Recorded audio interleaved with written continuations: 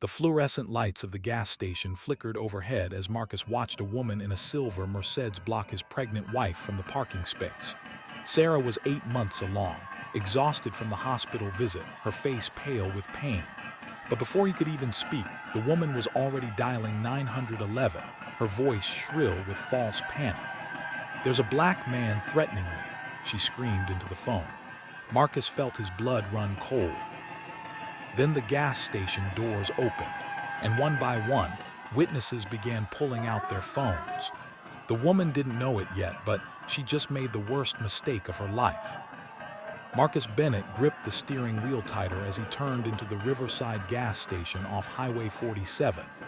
The digital clock on the dashboard read 6:47 p.m. and the sky had already surrendered to darkness. Beside him, Sarah shifted in the passenger seat, her hand pressed against her swollen belly. She winced. "You okay?" Marcus asked, glancing at her.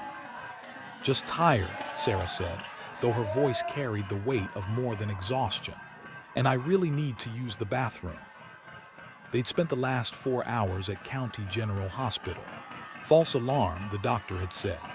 Braxton Hicks contractions, perfectly normal at 32 weeks, but the scare had drained them both. Marcus had watched the monitors, watched Sarah's face contort with pain, and felt utterly helpless. Now all he wanted was to get her home, get her comfortable, and try to forget the panic that had gripped his chest in that sterile hospital room. The gas station lot was moderately busy. Cars clustered around the pumps, and through the large windows, Marcus could see customers browsing the aisles inside. He scanned for a parking spot near the entrance. Sarah shouldn't have to walk far, not in her condition, not after the day they'd had. Then he saw it, a space right in front, just 3 spots from the door. Perfect. He put on his turn signal and began to ease forward. That's when the silver Mercedes appeared. It came from the opposite direction, fast, too fast for a parking lot. The driver didn't signal. She just aimed for the same space Marcus was heading toward. But Marcus was closer. He'd already committed to the turn. The Mercedes would have to wait or find another spot. Marcus pulled forward, beginning to angle into the space. The Mercedes accelerated. "Marcus," Sarah said, her voice tight. "I see her," Marcus replied, his jaw clenching. He continued his turn, his right front wheel already crossing into the parking space. By every rule of common courtesy and traffic law, the spot was his. He'd signaled. He'd gotten there first. He was already entering the space. The Mercedes jerked to a stop, its front bumper inches from Marcus's car. The driver laid on the horn, a long, aggressive blast that made Sarah flinch. Marcus stopped his car, half in the space, half out. Through the windshield, he could see the Mercedes driver clearly. A white woman, maybe late 30s, blonde hair pulled back in a tight ponytail. She wore oversized sunglasses despite the darkness and was screaming something he couldn't hear through the glass. "Are you kidding me?" Marcus muttered. He looked at Sarah. "I'm already in the spot." Sarah touched his arm. "Let's just find another space. It's not worth it." Marcus wanted to agree. He really did. But the nearest other parking spot was at least 50 yards away, near the air pump at the far end of the lot. Sarah was exhausted, in pain, pregnant. She needed the bathroom, and he'd gotten here first. This was his parking space. "I'm not moving," Marcus said quietly. "I was here first." The horn blasted again, longer this time. Other customers were starting to look. Marcus put the car in park and opened his door. He stepped out slowly, deliberately keeping his movements calm and visible. He'd learned that lesson years ago. A black man couldn't afford sudden movements, couldn't afford to appear threatening, even when he was completely in the right. The Mercedes driver's door flew open, and the woman jumped out. She was tall, rail-thin, dressed in expensive athleisure where that probably cost more than Marcus's entire outfit. Her face was flushed red with anger. "What the hell do you think you're doing?" she shouted, striding toward him. Marcus held up one hand, palm out. "Ma'am, I was already turning into this space when you—" "I was here first," she snapped. You cut me off. Marcus blinked. That was so blatantly untrue he almost laughed. Almost. I had my signal on. I was all ready. I don't care about your signal. The woman took another step closer. She was in his personal space now, close enough that he could smell her perfume, something expensive and overpowering. This is my spot. I need it. My husband is a city councilman and I will not be disrespected by. Ma'am, Marcus interrupted, keeping his voice level, my wife is pregnant. She's been at the hospital all day. She needs to get inside. I got here first. I'm taking this spot. The woman's eyes narrowed. She looked past him at Sarah, who was watching through the windshield, her expression anxious. Something cold flickered across the woman's face. She doesn't look that pregnant, the woman said. Marcus felt anger spike through him, hot and sudden. He took a breath, let it out slowly. We're done talking. I'm parking my car. He turned back toward his vehicle. You're not parking here, the woman said behind him. Her voice had changed. It was sharper now, with a particular edge Marcus recognized. He'd heard it before. If you don't move your car right now, I'm calling the police. Marcus stopped, turned slowly. You're calling the police because I'm parking in a space I got to first. You threatened me, the woman said, and Marcus saw it clearly now in her eyes. She knew exactly what she was doing. You got out of your car and threatened me. I never threatened you. Yes, you did. She pulled her phone from her designer purse. You got out of your car and came at me aggressively. You threatened me, and I'm frightened. Sarah's door opened. She stepped out, moving carefully, one hand supporting her belly. Excuse me, she called out, her voice strained. There's no need for any of this. We just need. Stay in your car, the woman barked at her. Sarah froze. Marcus moved instinctively, stepping between the woman and his wife. Don't talk to her like that. There, the woman shouted. She held up her phone. You just threatened me again. You're advancing on me. I'm standing still, Marcus said, and he was. He hadn't moved toward her at all. But the woman was already dialing. She pressed the phone to her ear, and when she spoke, her voice transformed. It became high, breathy, panicked. Yes, 911. I need help right away. I'm at the Riverside gas station on Highway 47, and there's a black man threatening me. He's being extremely aggressive. He got out of his car and came at me, and now he won't leave. I'm afraid for my safety. Please send someone immediately. Marcus felt the world tilt. This couldn't be happening. Not now. Not here. Not with Sarah pregnant and exhausted and watching with terrified eyes. I never threatened you, Marcus said, his voice hollow. The woman kept talking into the phone, describing him, describing his car, her voice shaking with manufactured fear. Yes, he's still here. He's a large black man in a dark jacket. He's standing right in front of me. I don't know what he's going to do. Please hurry. Other customers had stopped now. Marcus could see them watching. A middle-aged couple by the pumps, a young guy in a delivery uniform, an elderly woman pushing her cart toward her car, all staring. Sarah moved toward him. Marcus, let's just go, please. Let's just find another spot. She called the police, Marcus said quietly. If we leave now, she'll tell them we fled. That'll make it worse. They're on their way, the woman said, lowering her phone. A smile played at the edges of her mouth. Satisfied, victorious. You should have just moved your car. Marcus looked at her, really looked at her, saw exactly who she was. Someone who'd never been told no in her life. Someone who believed the world existed to serve her convenience. Someone who knew exactly which weapon to use when she didn't get her way. You know I didn't threaten you, Marcus said. The woman shrugged. That's not what I'll tell the police. Sarah reached him, threading her arm through his. She was trembling. Marcus, I'm scared. I know, baby, I know. He looked down at her. Her face was pale, her eyes wide. She needed to sit down. She needed water. She needed to not be standing in a gas station parking lot while some entitled stranger weaponized the police against her husband. Attention, everyone. A voice boomed across the parking lot. Marcus turned. A man was walking toward them from the gas pumps. He was Latino, maybe in his 50s, wearing a mechanic's jumpsuit with Roberto stitched on the pocket. He had his phone held up high, screen facing the scene. "I've been recording this entire thing," Roberto called out.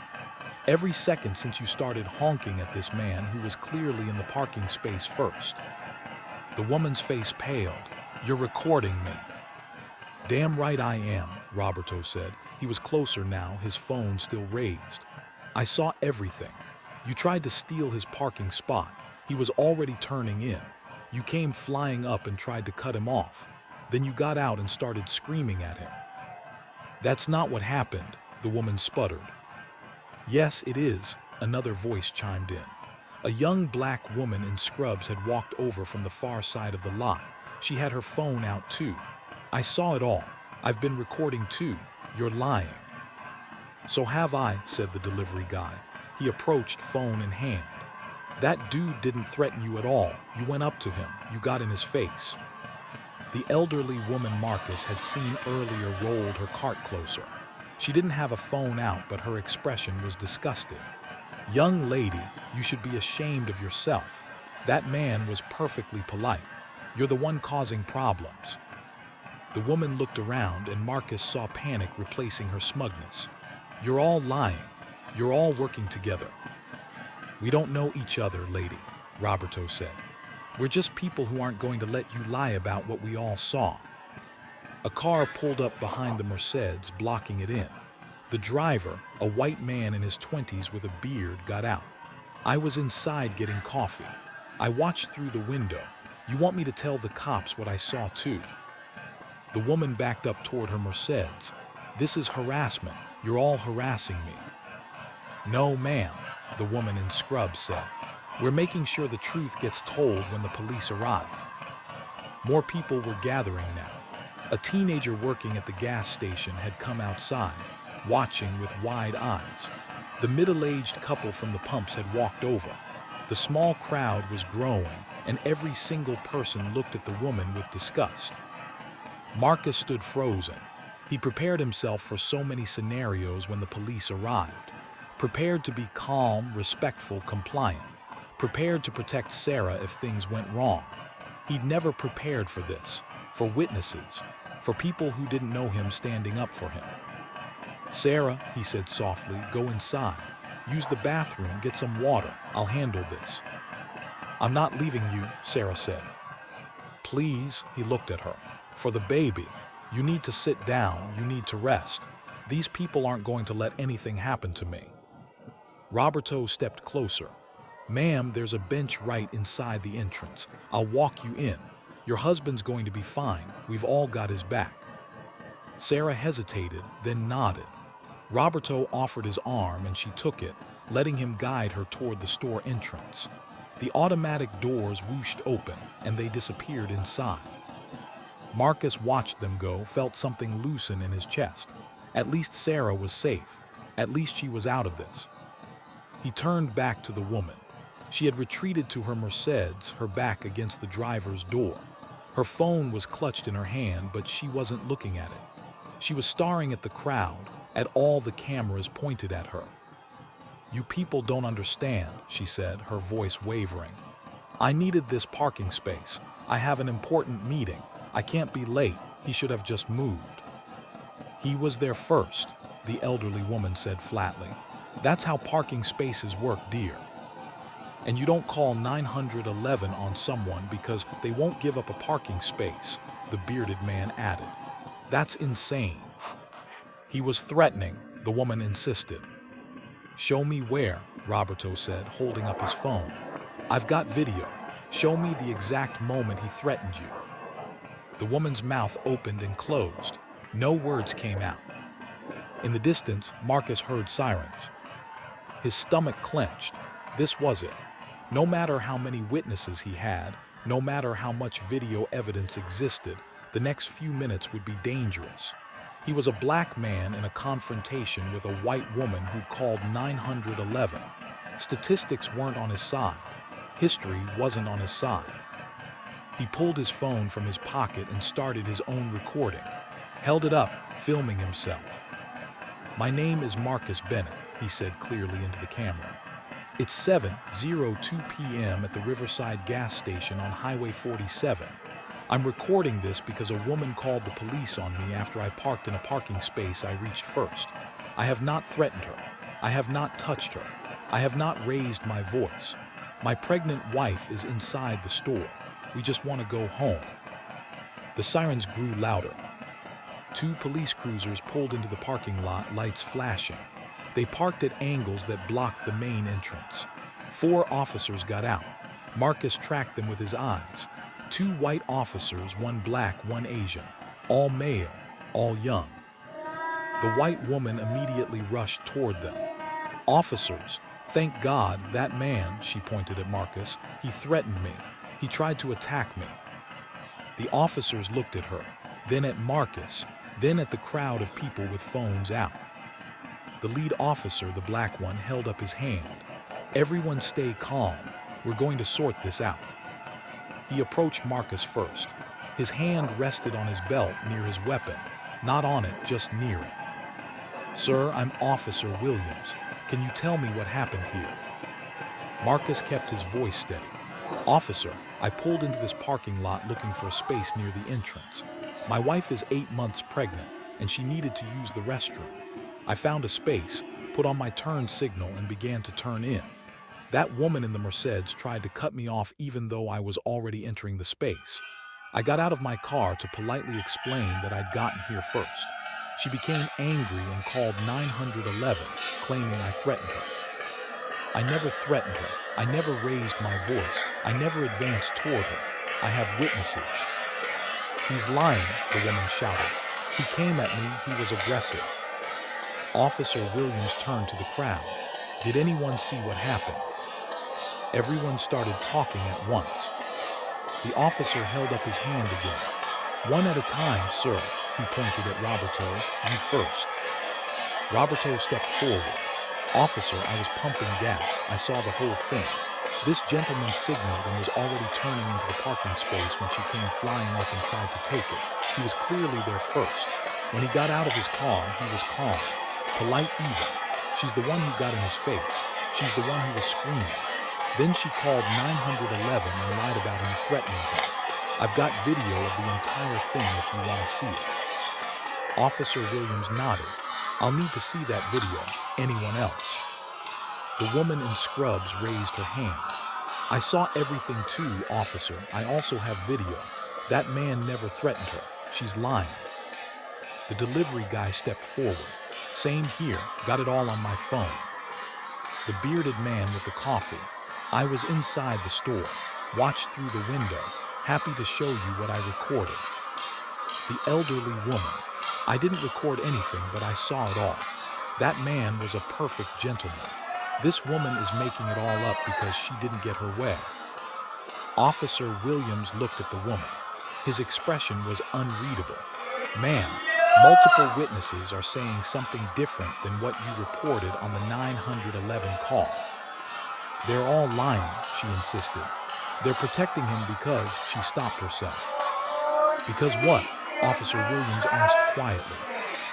The woman's face flushed. "I want to press charges. He threatened me." "Ma'am, based on what I'm hearing from multiple independent witnesses, that doesn't appear to be true. I'm the victim here." Another officer, one of the white ones, had been talking to the witnesses. He walked over to Williams and spoke quietly. Marcus couldn't hear what he said, but Williams nodded. Williams turned back to the woman. "Ma'am, I need to see your driver's license and registration." Why?" "Because you made a false report to 911, and you're creating a disturbance in a public place." The woman's eyes went wide. "I'm not giving you anything. My husband is City Councilman Richard Pemberton. He'll hear about this." The name landed like a stone. Marcus saw the officers exchange glances. There it was, the real weapon. Not just her skin color, not just 911, but political connections, power. Officer Williams's expression didn't change. Ma'am, I don't care who your husband is. I need to see your license and registration. Now, you can't talk to me like that. Ma'am, you have two choices. Provide your documentation, or I'll arrest you for obstruction and filing a false police report. The woman stared at him, disbelief written across her face. This wasn't how it was supposed to go. The police were supposed to side with her. They were supposed to arrest Marcus or at least scare him into compliance. Not this. Never this. She fumbled in her purse, pulled out her license, and thrust it at Williams. You're going to regret this. Williams took the license, examined it. Catherine Pemberton, this your current address? Yes, she spat. And the Merced's registration. She stalked to her car, yanked open the door, and rifled through the glove compartment. Found the registration and shoved it at Williams. He looked it over, then handed both documents to one of the other officers. Run these. Check for warrants. I don't have any warrants, Catherine shrieked. This is outrageous. Williams turned to Marcus. Sir, I need to see your license and registration as well. Marcus nodded. He moved slowly, telegraphing each movement, reached into his back pocket for his wallet, pulled out his license, walked to his car and retrieved the registration from the glove box, brought both back to Williams. The officer examined them. Marcus Bennett, vehicles registered to you and Sarah Bennett. Yes, officer, Sarah's my wife. She's inside the store. Williams nodded and handed the documents to another officer to run. Then he turned to the growing crowd. I'm going to need to see everyone's videos. Officer Chen will collect your contact information and the footage. The Asian officer stepped forward with a tablet, and one by one, people provided their names, phone numbers, and transferred their videos. The process took nearly 15 minutes. Marcus stood by his car the entire time, watching, waiting, his heart hammering. Sarah emerged from the gas station, moving slowly. Roberto was still with her. She spotted Marcus and hurried over as fast as her condition allowed. What's happening? She asked, reaching for his hand. It's okay, Marcus said, squeezing her fingers. The witnesses are giving statements. The police are checking the videos. Mrs. Bennett, Officer Williams approached them. I understand you're pregnant. Are you feeling all right? Do you need medical attention? Sarah blinked, surprised by the question. I'm okay, just tired. We were at the hospital earlier today for false labor. Williams nodded sympathetically. Why don't you sit down in the car? This shouldn't take much longer. Marcus helped Sarah into the passenger seat. She didn't close the door, just sat with her legs out, watching everything. Officer Chen finished collecting the videos and brought the tablet to Williams. The two officers huddled together, reviewing the footage. Marcus couldn't see the screen, but he watched their faces. Saw Williams's jaw tight. Saw Chen shake his head. After what felt like an eternity, Williams walked over to Catherine Pemberton. She was leaning against her Mercedes, arms crossed, face set in an entitled scowl. Ms. Pemberton, I've reviewed multiple videos of this incident. They all show the same thing. Mr. Bennett signaled and began turning into the parking space. You approached at a high speed and attempted to take the space he was already entering. When he exited his vehicle, he did so calmly. He did not approach you aggressively. He did not threaten you. In fact, the videos show you approaching him and entering his personal space. You then placed a false 911 call claiming he threatened you. That's not true, Catherine said. Williams held up the tablet. It's all here, ma'am. Multiple angles, clear audio on some of them.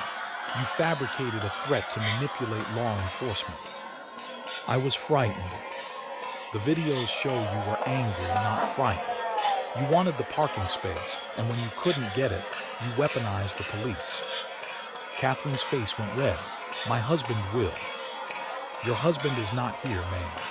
You are, and you're being cited for filing a false police report and disturbance of the peace. You can't do this. I can, and I am.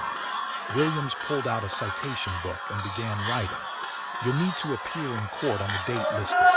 Failure to appear will result in a warrant for your arrest. Catherine snatched the citation from his hand when he finished. She looked at it like it was a poisonous snake. This is discrimination. You're doing this because of my husband's politics. Ma'am, I'm doing this because you broke the law. Williams's voice was flat. You're free to go. Please move your vehicle so Mr. Bennett can park. I'm not moving. Williams's expression hardened. Ms. Pemberton, your vehicle is now creating a traffic hazard. Move it immediately, or I'll have it towed and cite you for an additional violation. For a long moment, Catherine just stared at him. Then reality seemed to crash down on her. She wasn't winning. She wasn't getting her way. The police weren't on her side. She was actually being punished. She got into her Mercedes without another word, slammed the door and revved the engine. Tires squealed as she backed up, then peeled out of the parking lot, nearly clipping the couple at the pumps. They jumped back, shouting. Williams shook his head and made a note on his pad. Reckless driving. I'm adding that to her citation file. Then he turned to Marcus. Mr. Bennett, I apologize for what you went through tonight. That should never have happened. Marcus didn't know what to say. He'd been preparing for the worst-case scenario. He'd been preparing to be arrested or shot or at minimum humiliated. An apology was so far outside his expectations that he almost couldn't process it. Thank you, officer, he managed. The parking space is yours, Williams continued. Take your time. Get your wife inside if she needs anything. We'll be clearing the scene. Marcus nodded. Williams walked away, conferring with the other officers. The crowd began to disperse slowly, but before they left, several people approached Marcus. Roberto clasped his shoulder. You take care of your family, brother. I'm glad it turned out okay. Thank you, Marcus said. For recording, for speaking up. You didn't have to do that. Yes, I did, Roberto said firmly. We all did. That kind of thing is wrong no matter who it happens to. The woman in scrubs came over next. I hope your wife is okay. When's she due? 2 months, Sarah answered, smiling weakly. Congratulations, the woman smiled back. You're going to do great, and don't let tonight stress you out too much. You need to stay calm for that baby. I'll try, Sarah said. One by one, the witnesses came over. Each offered kind words. Each expressed disgust at what Catherine had tried to do. Each wished them well. The elderly woman was last. She leaned close to Marcus and spoke quietly. My grandson is about your age. He's a good boy, works hard, never been in trouble. But he's had the police called on him 3 times in the last year for doing nothing but existing while black. I'm glad you had people here tonight. I'm glad those officers did the right thing. But I'm sorry you had to go through it at all. Marcus felt his throat tighten. Thank you, ma'am, that means a lot. She patted his hand and walked away. Finally, it was just Marcus, Sarah, and the police. The officers finished their reports and began packing up. Officer Williams came over one last time. Mr. Bennett, I want you to know that this incident will be fully documented in our report. If Ms. Pemberton or her husband tries to retaliate or file complaints, you'll have a complete record of what actually happened here tonight. I'm also including my name and badge number in your file. If you need anything, don't hesitate to contact me. He handed Marcus a business card. Marcus took it, studying the officer's face. Can I ask you something? Of course. Why did you believe me? Why did you listen to the witnesses instead of just siding with her? Williams was quiet for a moment. Then, because I could see what she was doing. I've seen it before. People who think they can manipulate the system because they've never faced consequences. And because I'm a black man in uniform, Mr. Bennett. I know exactly what could have happened to you if those witnesses hadn't been here. I know what's happened to men who look like us in situations like this. I won't be part of that. Not ever. Marcus nodded, unable to speak. Williams tipped his head. Take care of your family. Have a good night. The officers got in their cruisers and drove away. The flashing lights disappeared. The parking lot returned to normal. Just another Tuesday evening at a gas station off Highway 47. Marcus stood there for a moment, letting it all sink in. Then Sarah called to him. "Marcus, can we please park the car now?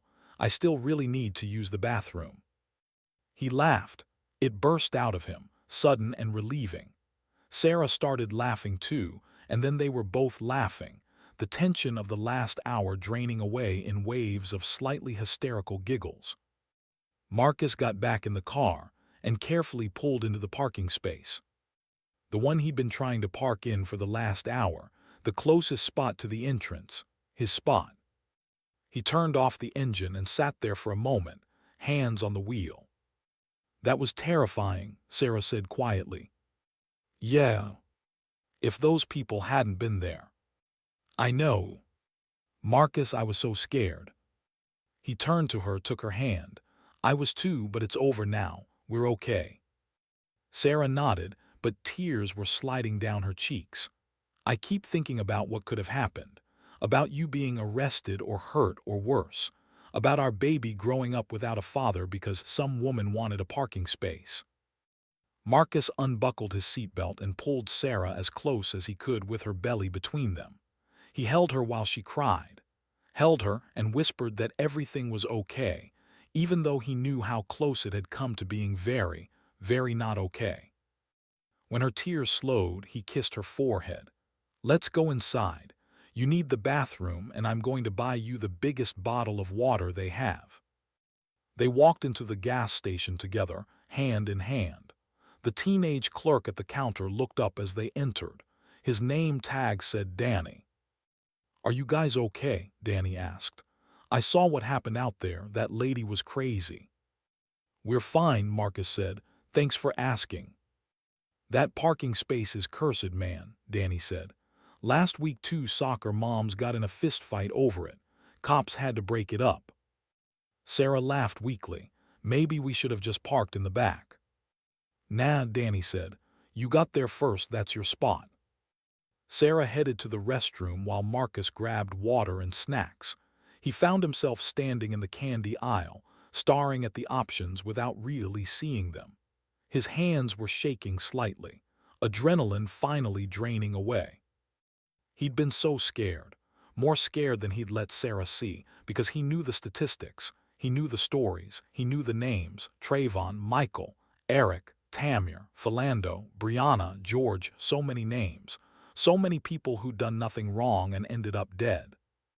He'd been preparing to be another name, another hashtag, another reason for people to debate whether he'd somehow deserved it. But the witnesses had saved him. Random strangers who owed him nothing had put themselves at risk to tell the truth, had recorded evidence, had refused to let Catherine Pemberton's lie stand unchallenged. Marcus selected a chocolate bar, Sarah's favorite, and headed to the counter. As Danny rang him up, Marcus noticed a local newspaper in the rack. The headline caught his eye. "City Council divided over police reform measures." Below it was a photo of several council members, and there, right in the center, was Richard Pemberton, Catherine's husband, the man she'd threatened them with. "Can I get a copy of that paper?" Marcus asked, pointing. Danny added it to the bag. "You interested in local politics?" "You could say that." Marcus paid and was waiting by the restroom when Sarah emerged. She looked better, some color back in her face. "Ready to go home?" he asked. "More than ready." They walked back to the car. As Marcus opened Sarah's door for her, he noticed something tucked under his windshield wiper, a piece of paper. He pulled it out. It was a note, handwritten on the back of a receipt. "Mr. Bennett, I didn't get a chance to give you my information before the police arrived. My name is Jennifer Torres, and I'm a reporter with the Riverside Chronicle. I was in the store buying coffee when I saw what happened through the window. I recorded part of it and would like to write a story about the incident if you're willing to talk. This kind of abuse of